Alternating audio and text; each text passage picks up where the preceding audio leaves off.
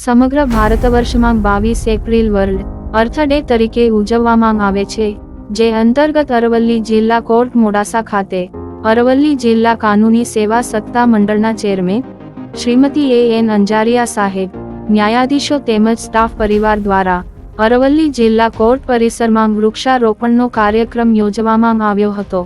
આ ઉપરાંત જિલ્લાના તમામ તાલુકાઓની કોર્ટોમાં પણ વર્લ્ડ અર્થ ડે નિમિત્તે જે તે તાલુકા કોર્ટના ન્યાયાધીશોની અધ્યક્ષતામાં વૃક્ષારોપણ કાર્યક્રમનું આયોજન કરવામાં આવ્યું હતું.